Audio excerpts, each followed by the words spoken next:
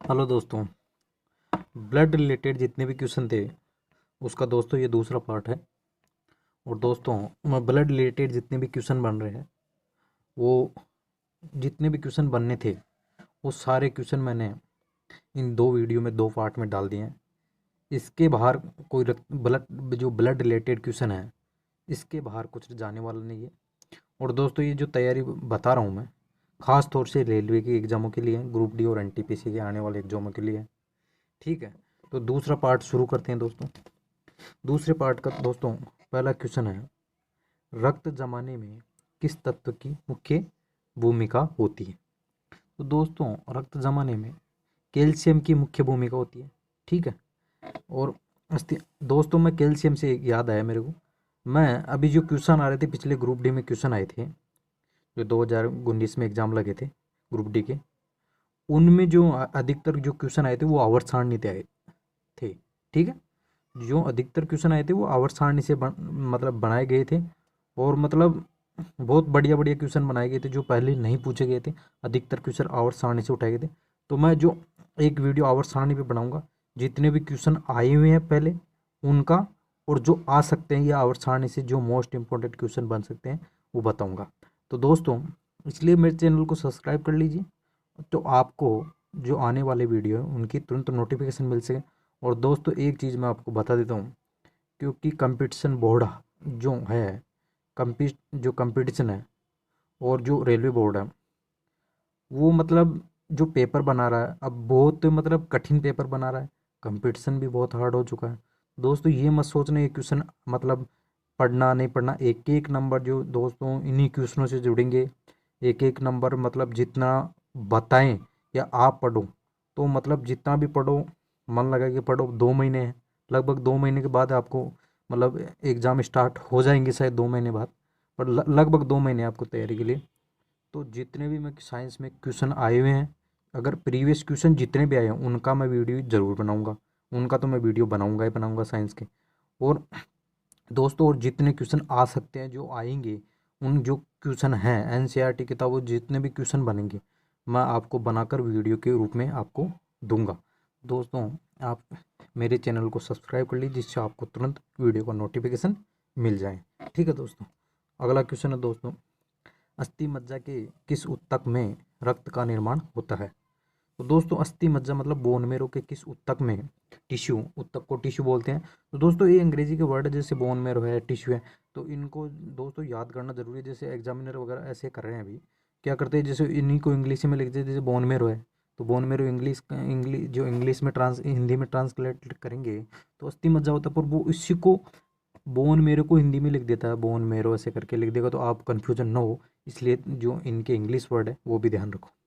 तो अस्थि मज्जा के किस ऊतक में रक्त का निर्माण होता है। तो दोस्तों हेमेटोपोइटिक है जिसमें अस्थि मज्जा का जो ऊतक में रक्त का निर्माण होता है। ठीक है, मानव रक्त किस प्रकार का ऊतक है। तो दोस्तों सबको पता है तरल संयोजी ऊतक है। ठीक है, और दोस्तों ये ऊतक होते हैं जो ये क्या करते हैं, ऊतक मिलके एक लिंगामेंट जो बनाते हैं, लिंगामेंट होते हैं उनका निर्माण करते हैं। और लिंगामेंट है वो जो मतलब जॉइंट वगैरह होते हैं उनका निर्माण करते हैं। ठीक है, आगे बात करो, मानव शरीर में रक्त की मात्रा कुल वजन का कितने प्रतिशत होती है। तो दोस्तों मानव शरीर में जो वजन होता है मानव शरीर का उसका 7% रक्त होता है। ठीक है, मनुष्य रक्त का पीएच मान 7.4 होता है। तो दोस्तों इस पीएच के के बारे में बता दूं मैं आपको, जो पीएच मान है इसको बोलते हैं, वैसे पीएच मान की फुल फॉर्म होती है पोटेंशियल हाइड्रोजन या पावर ऑफ हाइड्रोजन भी बोल सकते हैं। तो दोस्तों जैसे ये स्केल होता है, जो पीएच स्केल होता है दोस्तों, वो पीएच स्केल होता है वो दोस्तों वो ऐसे होता है जो सात सात को 0 से 7 तो इधर होते हैं, यहाँ 7 होता है, 0 से 7 और 7 से 14 ऐसे होता है। तो दोस्तों इधर जो होता है जो बाएं तरफ होता है अपने, तो वो होता है दोस्तों अम्लीय। और जो इधर होता है 7 से 14 पेज के बाद होता है, 7 के बाद 14 तक जो होता है वो क्षारीय मान होता है। और जो दोस्तों 7 होता है तो 7 पे उदासीन होता है। और जो बारिश का जल है दोस्तों, जो साफ शुद्ध जल होता है वो उदासीन, जैसे बारिश का जल होता है वो उदासीन होता है। ठीक है, दोस्तों तो ये इस जैसे रक्त क्या हो जाएगा, रक्त सारी हो जाएगा, क्योंकि 7 से बाद और 14 तक, जो 7 के बाद और 14 तक आने वाले जो है पीएच स्केल पे आते हैं जो भी, तो वो सारी होते हैं। ठीक है, अगला क्वेश्चन की बात करते हैं। और दोस्तों पीएच स्केल का जो वो आविष्कार किया था वो सोरेनसन ने किया था। ठीक है, अगला क्वेश्चन है, मानव शरीर में औसतन कितने लीटर रक्त होता है? तो 5 से 6 लीटर। जो मानव शरीर है, वयस्क मनुष्य है, उसमें 5 से 6 लीटर औसतन होता है, रक्त होता है। ठीक है, अगला क्वेश्चन है, रक्त का अध्ययन को क्या कहा जाता है? दोस्तों रक्त के अध्ययन को हेमेटोलॉजी कहा जाता है। अगला क्वेश्चन है, पुरुषों की तुलना में महिलाओं में रक्त कितना होता है? तो दोस्तों पुरुषों की तुलना में महिलाओं में रक्त आधा लीटर कम होता है। अगला क्वेश्चन है, मानव रक्त का पीएच 7.4 होने का कारण क्या है?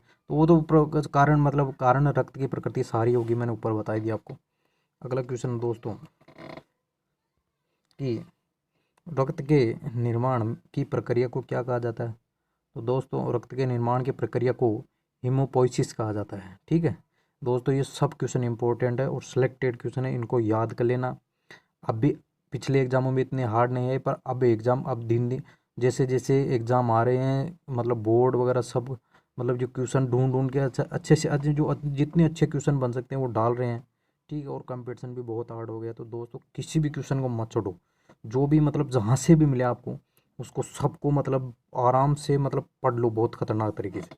ठीक है, अगला क्वेश्चन है, रक्त के कितने भाग होते हैं? तो दोस्तों रक्त के 2 भाग होते हैं, जिसमें जो पहला भाग होता है, जैसे रक्त के 2 भाग होते हैं दोस्तों, तो रक्त के 2 भाग है, इसमें जो पहला भाग होता है वो होता है दोस्तों प्लाज्मा होता है, और दूसरा भाग होता है वो होता है दोस्तों कणिकाएं। ठीक है दोस्तों, ये कणिकाएं होती हैं। जैसे अगर प्लाज्मा की बात करूं तो दोस्तों 55 से 60% प्लाज्मा होता है ब्लड में। ठीक है, ब्लड की बात कर रहा हूँ मैं, ब्लड के बाद, और कणिकाएं हैं उनमें एक तो होता है आरबीसी,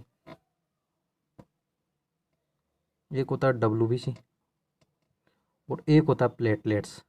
ठीक है, प्लेटलेट्स होते हैं। और जो ये जो प्लाज्मा होता है इसमें 90% वाटर होता है, और बाकी जो अन्य पोषक तत्व होते हैं, ग्लूकोज वगैरह मिनरल्स इत्यादि होते हैं इसमें। ठीक है, तो रक्त के 2 भाग होते हैं मुख्यतः, प्लाज्मा और कणिकाएं। कणिकाओं के भाग मैंने बता ही दिए। अगला क्वेश्चन देखो, रक्त में आरबीसी को जब निकाल दिया जाता है तो शेष भाग क्या बचता है? तो दोस्तों आरबीसी को निकाल देंगे तो प्लाज्मा बच जाएगा। ठीक है, अगला क्वेश्चन देखो, आरबीसी का मुख्य कार्य क्या होता है? तो आरबीसी का मुख्य कार्य होता है रक्त का परिवहन। जो हीमोग्लोबिन होता है उसमें रक्त घुलकर मतलब पूरे शरीर में ऑक्सीजन की पूर्ति करता है। ठीक है, मानव शरीर में आरबीसी का निर्माण कहाँ होता है? तो दोस्तों अस्थि मज्जा या बोन मेरो में होता है। ठीक है, यहाँ प्लिया भी हो सकता है, प्लिया भी अपना आंसर होगा। अगर यकृत दे दे, अगर अस्थि मज्जा और कुछ न देकर यकृत दे दे तो यकृत भी अपना आंसर होगा। ठीक है, आरबीसी का वैज्ञानिक नाम क्या होता है? एरिथ्रोसाइट। और आरबीसी की खोज किस वैज्ञानिक ने की? तो दोस्तों आरबीसी की जो खोज की थी वो एंटोनी लुवेन हॉक ने की थी। ठीक है, अगला क्वेश्चन देखो दोस्तों, प्लाज्मा में फाइनो जो फाइब्रिनोजेन होता है को निकाला जाता है तो शेष प्लाज्मा क्या कहलाता है? दोस्तों जैसे अपने कहीं चोट लग जाती है, चोट लगने के बाद जो जैसे कुछ समय बाद उस पर जो प्लेटलेट्स होता है, अच्छा प्लेटलेट्स क्या होते हैं, हवा में आते ही जो जो ये होता है फाइब्रिनोजेन, तो ये क्या होता है, हवा में संपर्क में आते ही क्या टूट जाता है। जैसे प्लेटलेट्स होते हैं ना, वो प्लेटों में जैसे प्लेटलेट हवा के संपर्क में आते ही टूट जाते हैं और वो जम जाता है। तो जमने के बाद जो पीला पीला ऊपर जो हल्का सा पानी आता है वही सीरम होता है दोस्त। ठीक है, अगला क्वेश्चन देखो, प्लाज्मा का रंग कैसा होता है? ठीक है, तो प्लाज्मा का रंग दोस्तों हल्का पीला होता है। ठीक है, जो मैं बता रहा हूँ हल्का सा जो पानी आ जाता है वो पीला से ऊपर, वो जो होता है वो सीरम होता है। प्लाज्मा का रंग पीला किस कारण से होता है? तो बिलिरुबिन के कारण होता है। ठीक है, भ्रूणावस्था में आरबीसी का निर्माण कहाँ होता है? तो भ्रूणावस्था में आरबीसी का निर्माण दोस्तों यकृत में होता है। ठीक है, अगला क्वेश्चन देखो, आरबीसी का जीवन काल। तो दोस्तों आरबीसी का जीवन काल 120 दिन का होता है। ठीक है दोस्तों, अगला क्वेश्चन है, मानव शरीर में आरबीसी का विनाश कहाँ होता है? दोस्तों ये यकृत में। अब देखो मैं बोल रहा था ये क्वेश्चन, यहाँ देखो यकृत, प्लीहा और स्प्लीन। अगर यकृत में प्लीन जो प्लीहा होता है, यकृत यकृत ऑप्शन में यकृत हो तो यकृत भी हो सकता है आंसर। अगर प्लीहा दिया हो तो प्लीहा हो जाएगा, फिर यकृत नहीं दिया होगा। और स्प्लीन और प्लीहा एक ही, इस जो प्लीहा है उसको इंग्लिश में स्प्लीन बोलते हैं, ठीक है। तो दोनों ऑप्शन नहीं देगा कभी भी, ठीक है। दोनों ऑप्शन देगा तो वो क्वेश्चन ही गलत होगा।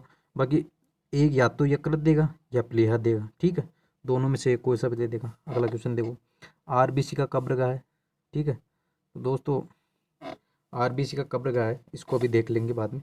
मानव शरीर में, मानव शरीर में, यहाँ देखो दोस्तों, मानव शरीर में ब्लड बैंक ऑफ आरबीसी किसे कहा जाता है? तो तिल्ली और प्लीहा और स्प्लीन। स्प्लीन और प्लीहा एक ही है। प्लीहा का अंग्रेजी में रूपांतरण है स्प्लीन। तो ये इसलिए लिखा है क्योंकि आजकल स्प्लीन भी पूछ लेता है। जैसे वो क्वेश्चन आता है जो उसका, उसमें प्रोडक्शन सिस्टम में प्लेसेंटा, वो इंग्लिश का वर्ड है कि क्या काम होता है, तो वो भ्रूण को पोषण प्रदान करता है। तो वो क्वेश्चन कई बार पूछा जा चुका है। तो मानव शरीर में ब्लड बैंक ऑफ आरबीसी किसे कहा जाता है? दोस्तों तिल्ली और प्लीहा को, तिल्ली प्लीहा या स्प्लीन को आरबीसी या ब्लड बैंक जो ब्लड बैंक है वो कहा जाता है, ठीक है। पहाड़ों पर जाने पर आरबीसी की संख्या पर क्या फर्क पड़ता है? तो बढ़ जाती है। आरबीसी की संख्या, जो पहाड़ों पर जाते हैं तो आरबीसी की संख्या क्या होती है? वो बढ़ जाती है। दोस्तों अगला क्वेश्चन देखो, सोते समय आरबीसी की संख्या पर क्या फर्क पड़ता है? तो दोस्तों सोते समय आरबीसी की संख्या पर क्या फर्क पड़ता है? जैसे सोते टाइम क्या होता है, जो ब्लड सर्कुलेशन है वो कम हो जाता है, और जो अपना जो मतलब दबाव एकदम स्लो, मतलब जो होता है, जो हृदय होता है वो पंप करना इतना, मतलब उतना दबाव नहीं पड़ता हृदय पर। तो जो सोते समय क्या होता है, ब्लड सर्कुलेशन एक धीमा धीमा हो जाता है, ठीक है। तो उसमें आरबीसी क्या क्या होगी, कम हो जाएगी, ठीक है। अगला क्वेश्चन देखो, कौन सा विटामिन, कौन सा विटामिन रक्त का थक्का बनाने में मदद करता है? तो विटामिन के करता है। और दूसरा दोस्तों, इसका अंग्रेजी में नाम बात करें तो इसका नाम जो होता है फ्लूकिनोन होता है, ठीक है। अंग्रेजी में जो साइंटिफिक नाम है रासायनिक, वो फ्लूकिनोन होता है। दोस्तों मैं विटामिन के जितने भी क्वेश्चन बनेंगे उसका भी एक वीडियो बना दूंगा आपके लिए। अगला क्वेश्चन देखो, रक्त समूह की खोज किस वैज्ञानिक ने की? तो दोस्तों रक्त समूह की खोज कार्ल लैंडस्टेनर ने की थी। अगला क्वेश्चन देखो, कौन सा रक्त समूह सर्वग्राही रक्त समूह कहलाता है? तो दोस्तों ए बी जो है वो सर्वग्राही कहलाता है। मैंने पिछले वीडियो में बता दिया था कि सर्वग्राही क्यों कहलाता है, ठीक है। क्योंकि इसमें जो एंटीजन और एंटीबॉडी होते हैं, ठीक है। तो ए बी में क्या होता है, एंटीजन, दोनों एंटीजन पाए जाते हैं, ठीक है। ए बी में क्या होता है, दोनों एंटीजन पाए जाते हैं, ए व बी दोनों एंटीजन पाए जाते हैं, और एंटीबॉडी नहीं पाए जाने के कारण तो इसलिए सर्वग्राही होता है, ठीक है। अगला क्वेश्चन में देखो, ए बी रक्त समूह सर्वग्राही रक्त समूह कहलाता है क्योंकि इसमें कोई एंटीबॉडी नहीं पाई जाती है, इसलिए, ठीक है। रक्त समूह सर्वदाता सबको पता है, इसमें कोई एंटीजन नहीं पाया जाता, इसमें एंटीबॉडी दोनों, इसमें क्या होता है, इसमें दोनों एंटीबॉडी पाई जाती है, ए व बी दोनों एंटीबॉडी पाई जाती है, इसमें एंटीजन नहीं पाया जाता, ठीक है। अगला देखो, सर्वदाता समूह वो होता है, सबको पता है। स्वस्थ मनुष्य का रक्त दाब किस, मतलब कितना होता है? तो 120 अपॉन 80 mm, और एच जी है पार, जो मरकरी होता है वो है यहाँ पे, ठीक है। अगला क्वेश्चन देखो, आरबीसी की कमी से कौन सा रोग होता है? तो दोस्तों आरबीसी कमी से एनीमिया या अरक्तता होता है। और दोस्तों ये भी पूछा जाता है कि रक्त में लोहे की कमी से कौन सा जो बीमारी हो जाती है, तो वो एनीमिया ही है दोस्तों। और आरबीसी होता है जो रेड ब्लड सेल्स होती है, वो है मतलब लाल रक्त कणिकाएं हैं। तो लाल रक्त कणिकाओं में जो ब्लड का जो होता है लाल, तो वो हीमोग्लोबिन के कारण, तो हीमोग्लोबिन की कमी भी अगर बात करें तो वो रक्त की कमी होने के कारण, जो लोहे की कमी होने के कारण उसमें, उसकी वजह से एनीमिया रोग हो जाता है दोस्तों, ठीक है। अगला क्वेश्चन देखो, रक्त में आरबीसी और डब्ल्यूबीसी का अनुपात कितना होता है? तो दोस्तों आरबीसी और डब्ल्यूबीसी का अनुपात 600:1 होता है। मानव शरीर में, मानव शरीर में किस अंग में रक्त नहीं पाया जाता? तो दोस्तों कॉर्निया में नहीं पाया जाता। अब कॉर्निया में नहीं पाया जाता, कॉर्निया में अब जैसे कॉर्निया में नहीं पाया जाता दोस्तों, फिर कॉर्निया में जो ब्लड, मतलब वो ब्लड जो ऑक्सीजन आपने ब्लड है, तो ऑक्सीजन का सर्कुलेशन तो ब्लड ही करता है। तो फिर कॉर्निया में ब्लड नहीं पाता तो ऑक्सीजन की पूर्ति कहाँ से? तो कॉर्निया अपनी तो आँख का भाग है दोस्तों, कॉर्निया तो एक आँख का पार्ट है, और आँख तो वैसे ही ऑक्सीजन, मतलब बाहर से जो बाहरी ऑक्सीजन है उससे ही पूर्ति करता है, ठीक है। अगला क्वेश्चन देखो दोस्तों, आरबीसी की संख्या किस यंत्र द्वारा मापी जाती है? तो दोस्तों साइटोमीटर होता है, हीमोसाइटोमीटर होता है, उससे आरबीसी की संख्या मापी जाती है। अगला क्वेश्चन देखो, WBC का जीवन काल तो दोस्तों 2 से 5 दिन होता है। बाकी देखने को तो कहीं 3 से 5 भी मिल जाएगा, 3 से 5, 2 से 5, बाकी 2 से 5 के बीच होता है, ठीक है। अगला क्वेश्चन देखो, मानव शरीर में रक्त मानव शरीर के रक्त में सबसे ज़्यादा WBC कौन सी पाई जाती है? तो दोस्तों मानव शरीर के रक्त में सबसे ज़्यादा WBC कौन सी पाई जाती है? तो वो दोस्तों न्यूट्रोफिल्स पाई जाती है।